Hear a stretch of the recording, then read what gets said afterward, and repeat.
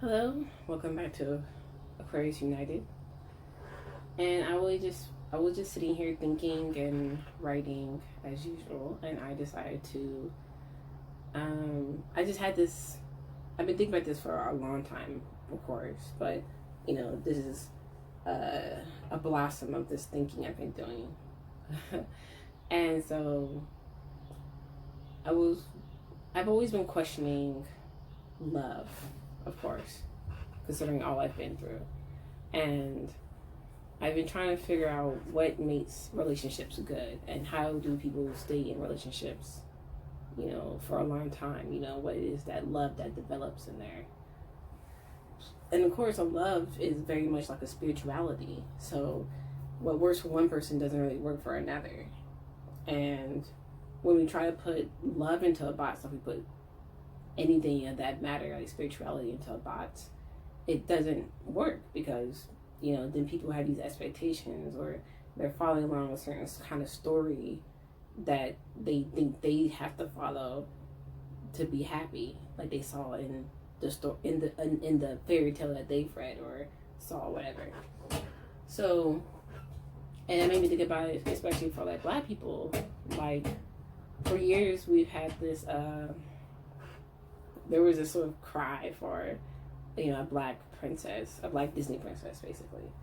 And I can understand, people were like, oh, why this, why that? It's because, what, this is really at the core of like all the division that we have in this country. It's like not understanding that we each have a background, but in that background is a common background for a lot of people's stories, and a lot of people's personal stories. So, and it's the background on the background, and it's like it's an environment that's been around, it's been changing throughout generations as well, like that, and forms the culture in it, and that becomes the background of your life, and that background influences how you, move out the world. And so, when we talk about love stories, I think this is all included into it, because there's a story in your environment that talks about like a great love story in your environment. Like we have Romeo and Juliet, and we have who else is there? That's a great love story. Shakespearean tragedies. I don't know. That's the first one I come from, I guess. But I guess there aren't really I guess we have like Disney stories as like our love stories, really, huh? I'm just now seeing that as, because I guess we don't really have a lot of love stories, period, anyway, besides like, sort of superficial stuff, the fairy tale stuff. So there's not really like a hard, core love story you hold on to. Like you have your parents' love story. If your parents actually stay together and are happy together, then you have that story. And then say your great grandparents were like a love story, obviously, and they were perfect for each other, and they formed a household around each other, and that household became the surrounding environment, culture type deal. And so imagine a whole town gets built around your grandparents' first home that they bought together, some kind of stuff like that, and then that becomes that love story of theirs becomes the background for, the environment surrounding. Like in a lot of cultures that have, love stories of people who've been in certain places at a certain time. But there's not a lot of that there's not a lot of positive stories in American culture, it seems like. I think the ones that we do have in Western culture are, or I guess how they're interpreted in Western culture is a lot more intense, like emotionally, I think, or over. Like it's like over dramatic, of course. And then I think that's where people get this sort of idea that love has to be dramatic or something like that, or some kind of weird just action all the time. But love is what unites everybody. So love, people need a common story of how love works and how how it works and how it connects us, and what is it supposed to feel like, and what you're supposed to do when you're in love. Love is complicated, you know. I mean, because we're still human, we're gonna make human mistakes. So, like, you know, people get too caught up in like, I think when you have unconditional love, you love each other even with the flaws and whatever you have. And so when you are in love with someone and then you let them get away because of some, in the grand scheme of things, something minor versus, you know, a minor hurdle that you have to face that will seem minor in the longer run of things. You know, like my husband and I have been through so much, are going through so much at this point. It seems like the last thing wasn't as bad as the thing that's happening now, right? So it's like, I guess if you can't survive the hurdles, maybe that's why it's a good thing that relationship broke up then at that point. But if you keep holding hands and hopping hurdles together, you'll be fine, I think. So I guess it's like, I think that's just the process of a relationship, though. But, you know, love is the force that's driving you forward in that. But it's like, love is the Gatorade that you need to keep jumping over these hurdles, you know, and it has to be reinforced. You know, it's like there's like yeah, I guess it's a good, so like, it's a love Olympics, you know, and like, you have to have like the proper nutritional value of love, trust, security, and joy. I think that's a big part of it. I mean, love gives you joy, so it goes together. But you know, you need like this not super, but you do need like the proper nourishment to keep going. And our nourishment is our stories and our mythologies, and these are the things that, you know, control what you have going on. So when you so in the idea about love and its uniting force and how, when it comes to our stories, so when we are looking at our stories about love, and I was going to say this is why maybe fundamentalist Christians have an issue with Disney and all that, because of the way they portray, they romanticize these feelings, and it's not really a biblical portrayal of love, whatever that means. So I think the only like biblical portrayal of love is like the Song of Solomon, and that's a pretty, the Song of Solomon is like the only like love of another. I get it's interpreted as like a female's sort of love, or like an effeminate love for God kind of way, I think. But I think it was written for a woman. I think as like not gonna get into all that. Hold on. Right now, the romanticized view of love in these sort of different situations that they, of course, are using fantasy as allegory, of course. And it does it in a very biblical way, you could say, because it's using a lot of symbology and imagery, or the style of storytelling to, you know, portray feelings of love. So I guess that's like why there's like an issue with maybe with the way they do the allegories. I don't know. I mean, I do have some issue with some Disney movies, obviously. I think the later ones that sort of sexualize brown girls, Pocahontas, looking at you, like I mean, there's issues because it's like, it's not great. Like I think the problem with the modern Disney movies, while I'm getting off track, is like they lost the core of what Disney was trying to do back then, or why he did things, or why he told the stories in a certain type of way.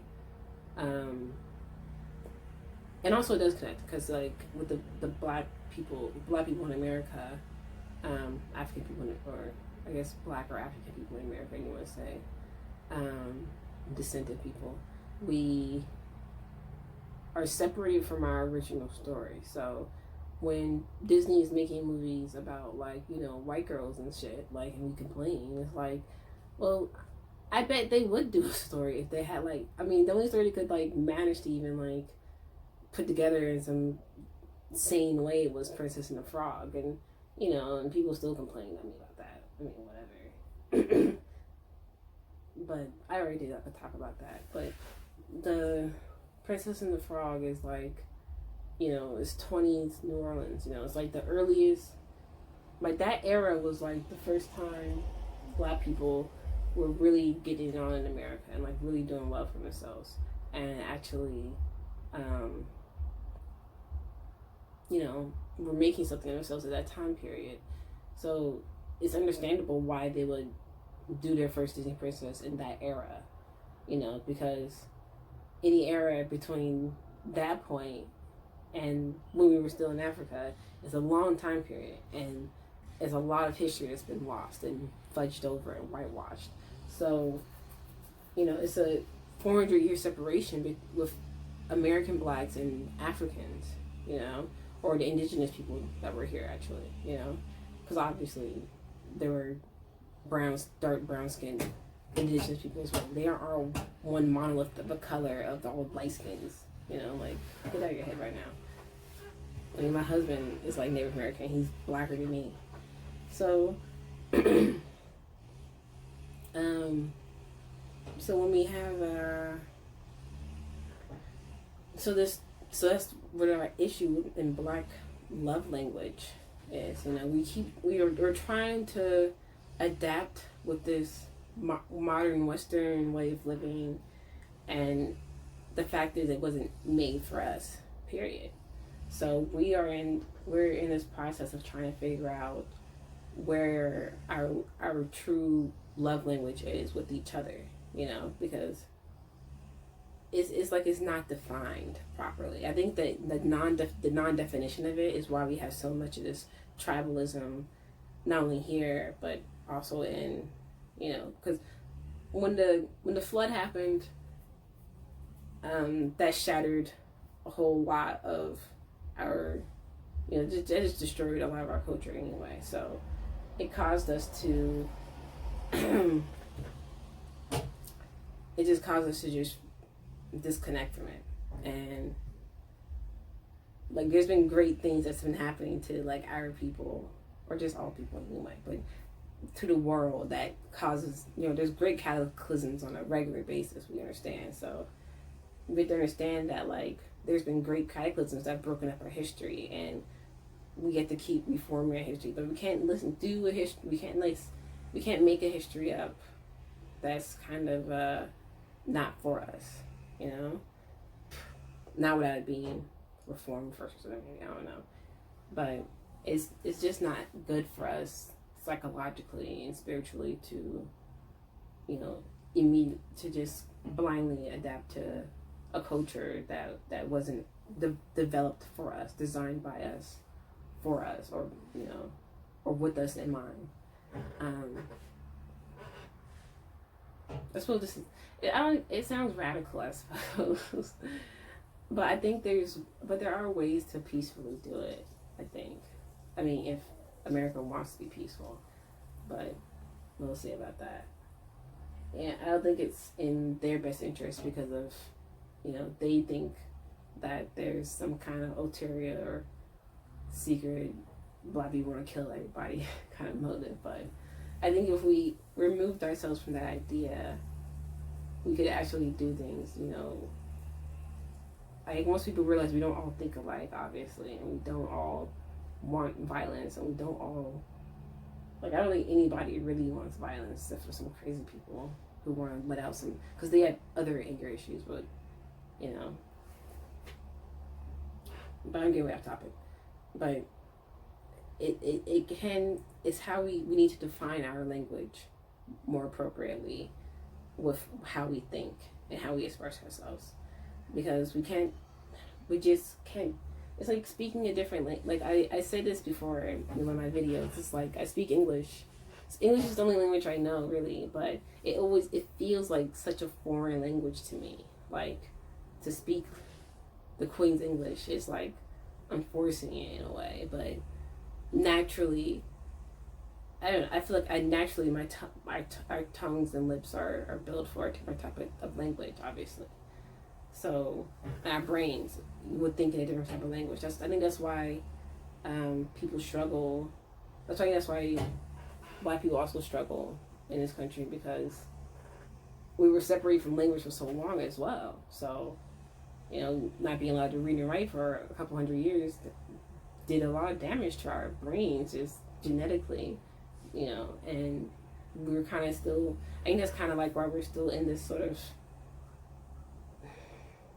time warp with our minds in a way. I think that's why we have a hard time understanding each other as well. There's a lot of things, that the 400-year gap has caused a lot of damage to, not only, definitely not only Black folks, but white folks as well, the ones who came over and probably lost a lot of their humanity, or they had no humanity, then the people who came along had humanity later. So now white people now are dealing with the fact that they have these savage roots to their past, and we have, we understand what that means. So we're in a weird transition state now. So we'll figure it out, sure. But love is how we get there, obviously, because you just have to understand what it means or what it is. I started thinking about love differently after reading Eros and Psyche. And then I read a Set and a Sar. And also there's, what her name? Nephthys and Set, Seti. And,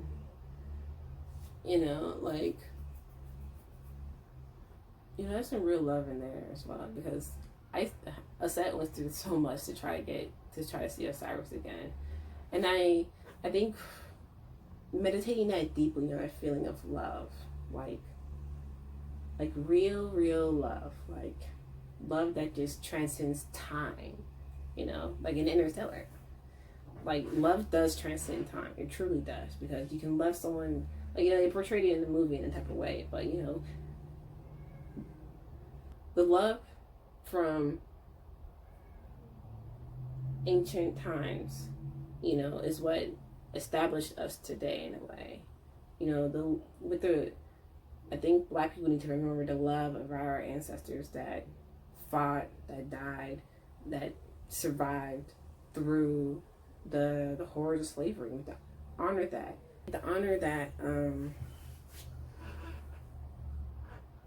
that history that we have. I think when people are more connected to their history, it changes how you think and changes how you live. Because then you're connected to like a string. It's like you're activating your DNA. Because that's in your DNA. Literally, you're activating it, and you're turning on the genes that helped you survive, that helped your ancestors survive, and helped them thrive, and helped them, get through it all. So we have those genes of strength in us, those of us that are here, but we're letting it weaken, or it's not we're letting it weaken, but we're under the influence of factors that affect us at a genetic level, and we have to heal ourselves from that, spiritually. It's the only way to really do it, to understand where we come from, and to grasp it really, and but not be angry about it, either. We're not using this. We don't want to use this energy, this great energy that we have, to be angry, but we want to use this great energy power that we have within us to, move us forward. And if you really want to think about it in a Darwinist sense, it's like, people who are hateful don't make it, honestly. If you cooperate in love and with peace, and not fall to our lower emotions like anxiety, fear, anger, sadness, and childish joy, I should say, or impulsive joys, and actually evolve. We can evolve our people, evolve our culture, and then we improve our environment, and we, change who we are as a people, and we improve our progress. There's a lot of work to be done, and it needs to really be done, by us, because why is it like I don't want to like I really don't want to advocate for like any sort of radical violence or whatever. I mean, I am for regimes change, and like, but in a Tulsi manner, diplomatically. So I don't know, but yeah, anything else on love I wanted to say about Black unity? I mean, I say this about Black love about Black people is because, it's the same reason why we say Black Lives Matter. It is about understanding, like all I just said, like understanding that we have a story that has a 400-year gap in it it's a 400-year gap that's filled with mystery, burnings, lynchings, slavery, horrible things that have been done to, like, literally there's documentation of all this stuff that's been done horrible, not only to, especially to Black people, yes, but also to, other Americans or in other countries as a branch off or as an effect. So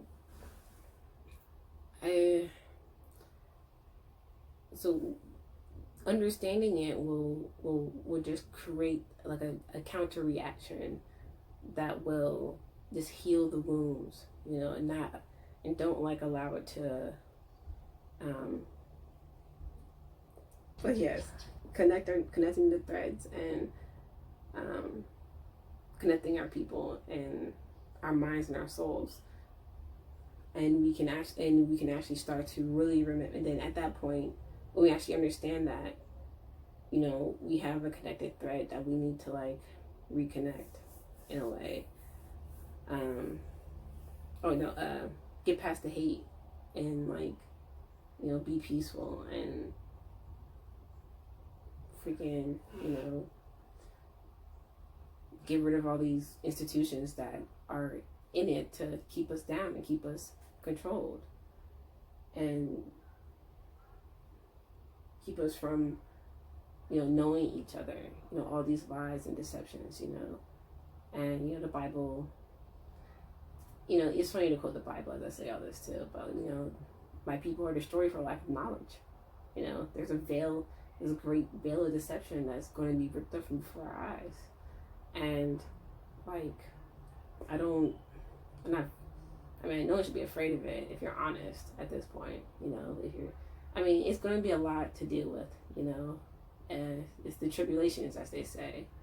And, the people who aren't right aren't going to make it. And I think that's the real meaning of it. Wow, I just figured something out. But, the people who aren't right aren't going to make it out of this sort of purging of, all the corruption that's been going on. Like, Earth is the garden. Earth is Eden. The entirety of Eden.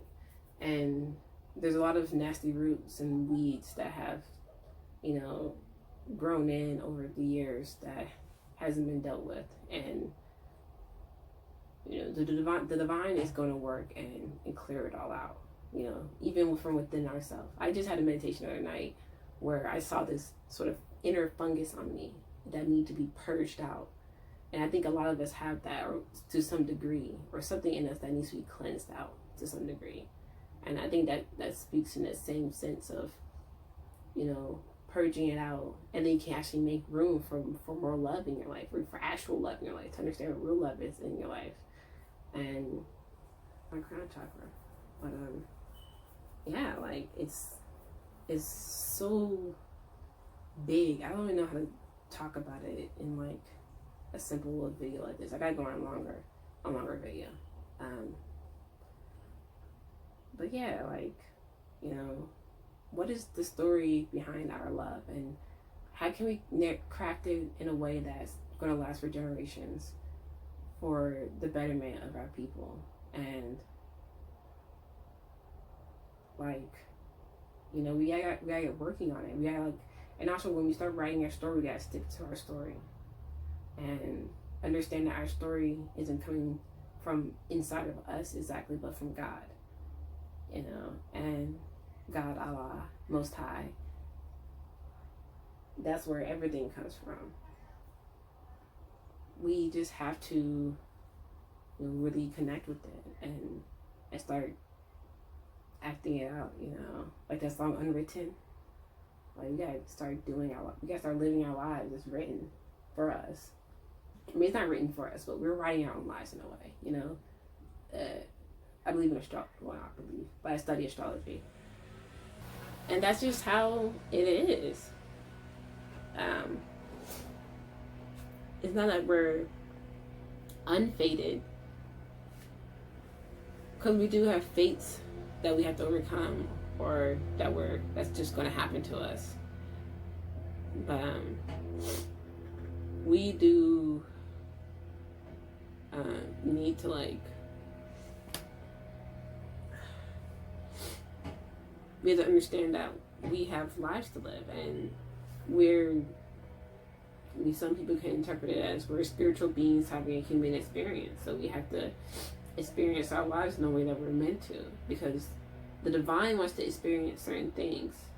You know, it's like a computer. We can think about that with like a say God is an AI and this is a simulation, right? And so the simulation is living out a different experience in each of our lives, so that it can collect all the data from our lives and use it to better lives in the future. But the problem now is that we have we have a virus in our mainframe, a worm or whatever, or a fungus, a mold type of virus that is on our planet, our server, and it is causing all sorts of havoc. And so God, the AI, is working to is working to cleanse out all this virus, obviously. So it's going to come to a point when the AI is going to send out like a mass, let's say, I just wrote this. Let's say the AI sends out a mass verification. Are you human? And you have to answer honestly, because it's going to give you like a kind of test in a way. I think that's just this test we see in the Bible that says, you know, those who know me will know my name, all that kind of stuff. Or those who claim to, and then those who claim to know me, but I've never seen them, then, you know, that'd be different. You know, I think that's what kind of verification will be happening. So, I mean, I'm going to take the side of, you know, that there are things bigger than me, and I'm going to verify that I'm a human, if I am a human.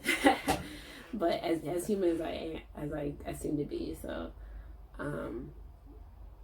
I'll click that verification on yes. But I think that's what we're about to be. I think that's, you can putting in that kind of language kind of makes it easier to think about, I think, at least for me. So but so we're approaching this bigger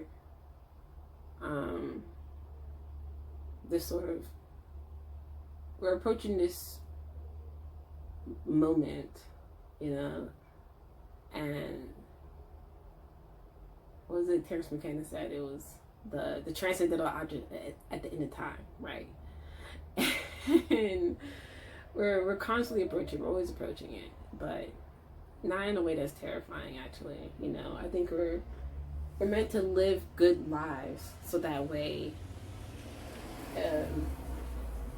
just because it feeds the AI better, we'll say, and then it also makes your life better, and for yourself as others, because that's what we are supposed to be doing as little AI controlled, AI directed bots, you know, Sims. You know, we're supposed to be living out an experience that the Most High wants us to live to its fullest and to the best. And even if the Most High wanted to do horrible things, I think that it would, like, it's kind of like a randomized thing appearing, and then that's something you don't want to happen again. You would purge it out of the system, right? So that's like how programming works, right? When you put a bunch of code together, and then you run it and see if it works. If it doesn't work, you change some stuff around, you run it again. That's like what it's like in a small sense where our lives are like. And, you know, on a micro level and on a macro level and on a cosmic level, you know, that really is what our life is kind of like, until we get to a point where we're perfect, or as close to perfect as possible in the eyes of God. So in running this program, and then we're trying to figure out this code of love, but it's like we're building it from scratch because we've lost old code, obviously, and we have remnants of the code, and we're trying to reconstruct it from that. But the concept of love is so huge. It's like I don't know, it's like trying to pull down a cloud or something. Like, that's what it seems like. Like, it's intangible, but it's there, you know? Maybe moving forward, as we develop our understanding of love and life, we just become more conscious of each other and tell our stories to each other more often. You know, I think when people don't tell enough of their story, or they're not honest about their story, it creates this more of the deception that already exists, and then it dilutes, and then dilutes others into thinking, you know, life is supposed to be like a certain way, you know, because then we tell our stories like a movie and leave out all the bad stuff. But we have to sometimes, you know, I'm not going to talk about the bad stuff now, because everybody goes through bad stuff in their life. And if you're more than that person, you're going through bad stuff together. And when in a family, it's everybody going through the bad stuff together. So, like, even though we understand that's real, we really separate ourselves from that idea. And we don't think about the stuff that is real. And so when we have our stories don't like, none of our stories can like take any root, because they're just too shallow and just too basic, basically. And it just doesn't work out. So I think that's why people face a lot of, I think that like, okay, for my example, I use the story of me and my husband a little bit. So we've been together for like forever, since high school, or since right after high school. I asked him out, and we've pretty much been together since then. But I think when we have our doubts in our relationship, it becomes from this idea of story that we have, of a story of a love life that we have a idealized version of, that we understand is idealized, of course, but we want to sort of live out the idea, or use those ideas to help us in our relationship. So when we don't have our story is changing now, because we're realizing the story is about us, of course, but we're moving away from the story that we grew up with. So the story of our parents or our grandparents, whatever, you know. My parents definitely have a relationship, but his parents have a relationship, and his grandparents got divorced. So it's kind of reverse for me, where my parents were not together, but my grandparents never got divorced. But yeah, but we still have this concept of love that's in our environment, in our background, in our DNA. So we're trying to understand these pieces of story that we have, and depending on how far back you know your story as well. So our stories, you know, when the tracks ran into reality, when we went off road, I guess, you know, we realize, you know, how our stories look in this relationship, and we understand more about where we're going and where we want to be, and what story are we actually writing, and what are we building towards. So because then it would be like, well, what anyway, I'm thinking about the story that like, you would tell your grandparents, I guess, or that your grandparents would tell you about their love life. So when when our lives do run off track, we get to, you know, we're building our own stories based off our previous accumulated knowledge, presuppositions, right? That's the word. So we're using all that to move forward, and it's difficult for a lot of people who don't. If you don't understand that's where that's coming from, we live out stories in our DNA that are more like it's like if you're fated to have like a negative relationship, you can live out that fate if you're not careful. But if you're actually like in love with someone and you're open to adapting and you're open to change, open to adapting and changing and moving forward and getting rid of the old ideas, then love works out for you. I'm assuming that's the direction I'm taking it. So that seems to be the way to go. I mean, I hope it's working for me. I hope it's working for us. So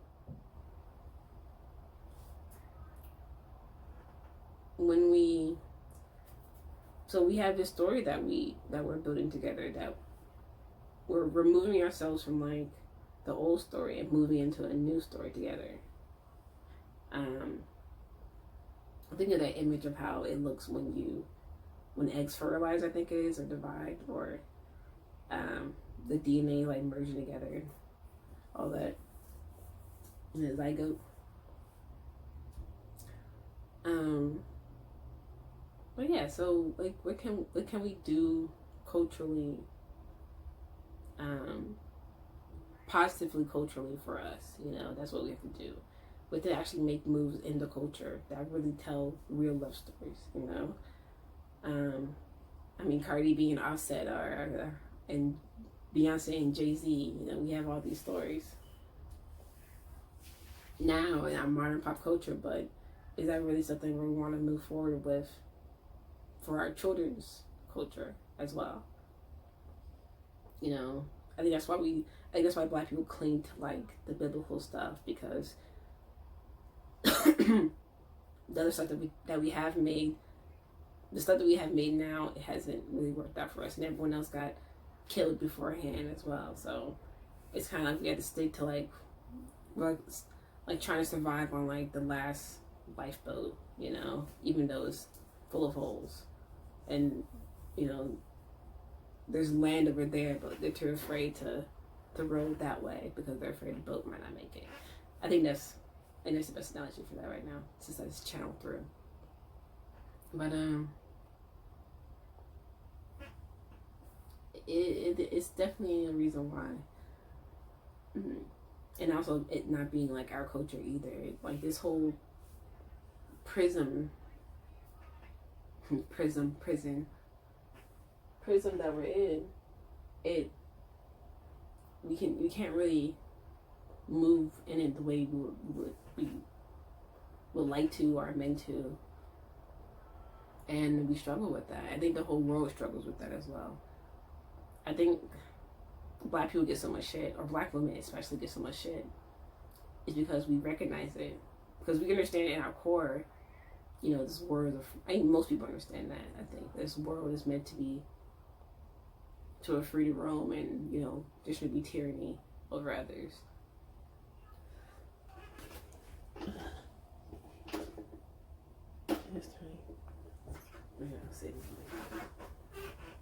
But this world is meant for us to roam all around, and just be free to roam and connect with each other, and gotta break out the prism.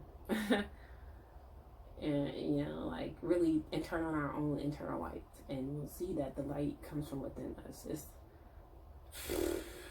jeez, I mean, how deep can I go into this right now? This is even allowed to right now. But the prism that we're trapped in is like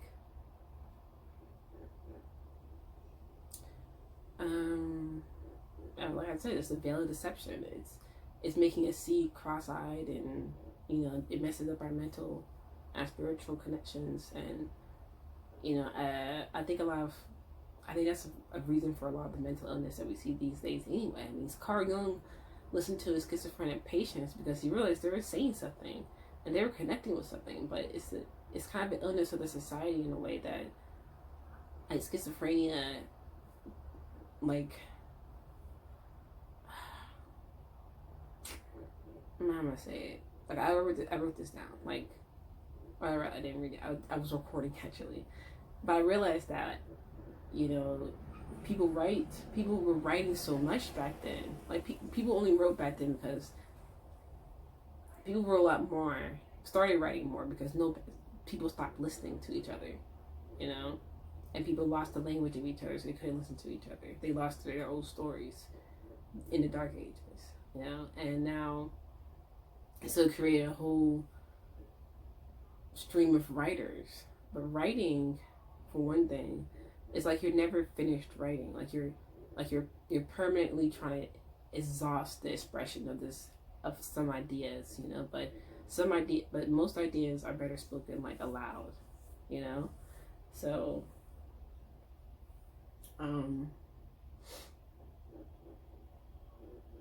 like I just realized that when I realized I was writing and speaking at the same time. So I guess it was more of like me, like my mind and my hands working together to get my inner thoughts out, while my other part of me, my speaking part, is getting like a different part of my expression out. I think that's how it works. Is that how it works for me, maybe, or is that other people? Let me know. But like, I even had like the thought, like, my hands are schizophrenic actually, because my hands are doing something other than what my mind is actually thinking, or as I was saying, or like as I speak out. Because when I speak to myself, no, that sounds schizophrenic, doesn't it? But regardless, but when I'm thinking aloud, because that's what I'm doing when I'm speaking to myself alone, and I'm thinking aloud, and my hands, I start thinking of other thoughts as well at the same time. Because I think that's why why geniuses are always doodling or writing while they're talking or thinking aloud, whatever, or talking to someone else in a deep intellectual conversation, or while I'm reading. Anyway, but I just had that recognition of like, like the schizophrenic nature of thinking and for me. But that made me realize, like, this would probably be defined as schizophrenia for some reason, when it's really like a more natural thinking process for me. And I think it gets my genius side of me out better, or the deeply knowledgeable side of myself out.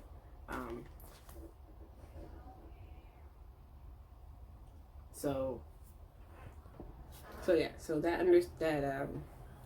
the definitions of the way that we label how we think or whatever, or like really what we think of. I mean, there are people who are truly mentally ill, of course, but that usually happens out of something else. But I think when people develop a mental illness after being in society for a while, I think it's obvious where it comes from. So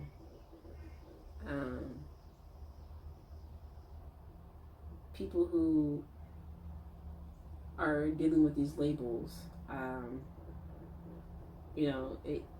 because the most important thing, Terry Davis, the smartest programmer alive, or the smartest programmer ever, that used to walk this earth at this previous era, this current era, he said, naming is important in coding.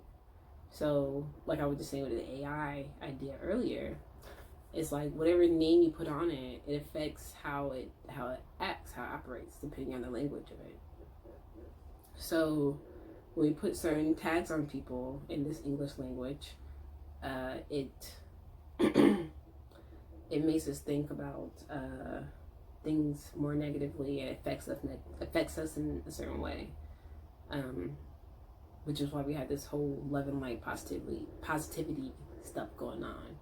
Not that I'm anti it, because we need more of it, but at the same time, it's like, don't make it your whole life, please, because that's just not how life works, and you'll be greatly dissatisfied with life if you live like that.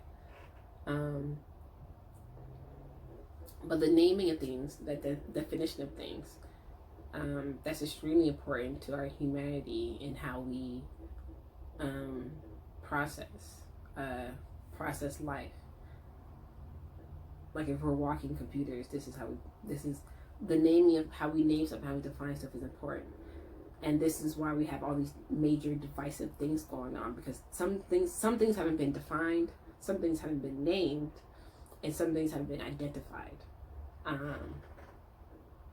And there's some things haven't been discovered. Did I ever say that? But whatever. There's a lot of things that are unknown, and we have to kind of not be afraid to go into like the unknown situation and try to figure out what's going on. Like just because we may not know your history doesn't mean you can't start trying to figure it out, and teach it to others and learn from others. And just because we've been in a certain culture for around 2,000 years doesn't mean that culture was really designed for your mind that was created more than 100,000 years ago.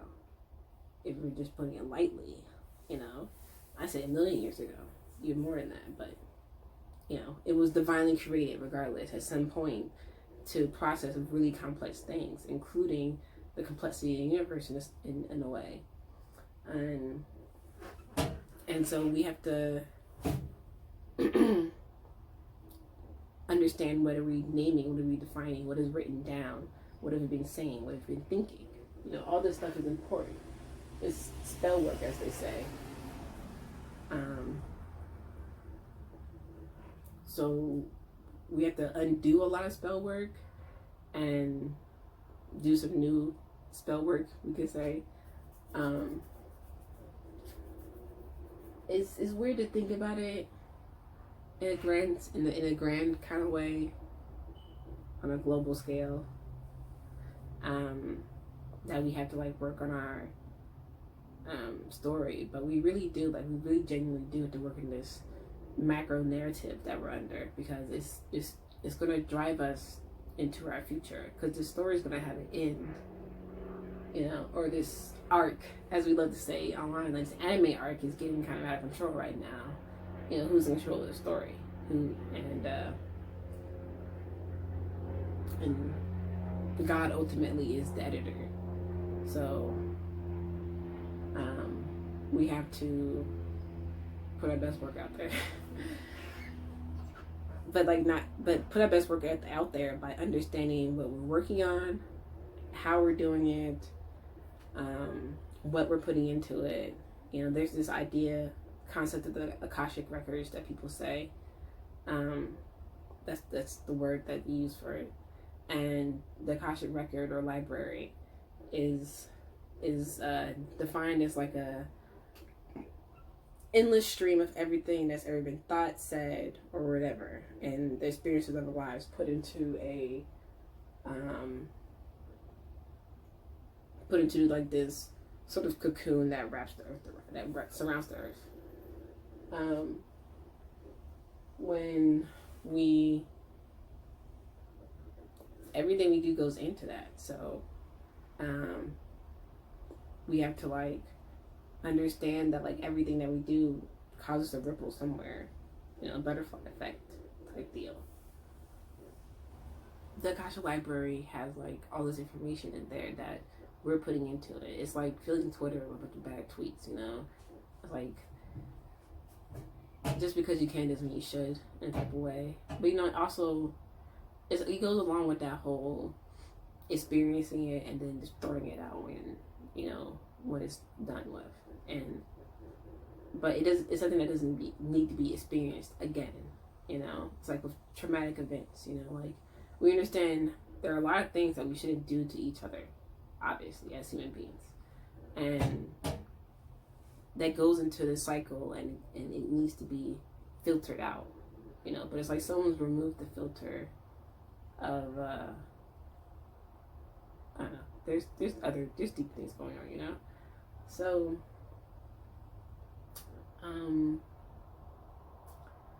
so like we have to like reach into the Akashic Library, meditate and reach into the Akashic Library and pull down all the information that represents love to us in our hearts. Like all the love languages of our ancients, and of our ancestors, and of God's love. And we pull that into ourselves, and we make ourselves more humble in that feeling, and we allow it to work within us. Because if we rather allow the childish, lower emotions to control it, it's not going to allow the love to work. It's really not. So you have to like put your own emotions under control, and then allow the love to work in your life. If you want to allow the information of love to activate your DNA, so you can actually function in this world as much as you can while we're within this prism. And then eventually, once we're out the prism, we've developed enough love to sustain our offspring and our descendants, far into the future, because we've repaired the hole that was there that need to heal, that need to be filled with love. We have to fill it with our own love, like it has to be sent up. So, but we can't send up that love when there's anything else in the way. Fear, hate, pride, all that kind of stuff. All the stuff they call the 7 deadly sins, or the stuff about the 10 commandments, stuff that blocks our love. Like we have to avoid doing that kind of stuff. There's the 42 law of Ma'at, and that's extremely important for us understanding our cultural roots and like where even these sort of rules have come from about life. I think there's a general understanding of the truth that Kemetic philosophy was the most honest, or was like the first cult of religion to start on this planet in a way. Even though I think I guess started in Australia, didn't it? But that was before it became Australia. But as I was saying, we just have to start defining a lot of things more honestly, and naming them accordingly, and take away certain labels as well, and understand that what we put a label on, what we name, is extremely important.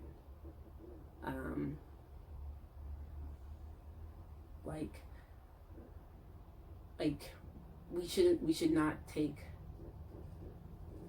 I think that's why we say, "Thou shalt not take the Lord's name in vain," kind of deal, because the words that we say affect more than we realize. The words we say and the actions we do and what we write down as well. We also have to realize that not only our own actions, but previous actions, that have laid down foundations or beginning the roots of our society, civilization that we call it.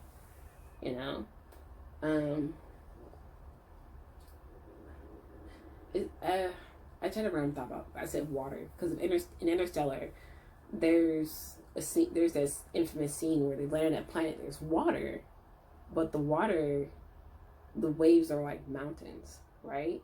So it's kind of like we think of there's always being life on planets with water, but it's really about places that have like a perfect balance, of everything. You can't just land anywhere and try to live there. Or like just because it's water doesn't mean it's going to be a good place. And this is connecting to, how we label things. Like just because you put a certain type of description or definition or label on it, it doesn't mean it's exactly fitting for it. It just may be, like labels have been passed, names and stuff have been passed down for a long time. And it's huge to think about how much stuff has changed just in translation over the years, over so many years. And the loss of language that we've had, and the loss of, so much memory. And when we don't allow love to we don't let love start working again in our lives and in everybody's life, we're gonna really lose our shot at really restructuring the way fits in the world in the way that it could be, the way that it should be, because we've been living under a great deception, guys, that that things are as they are, and it's really, really, really not.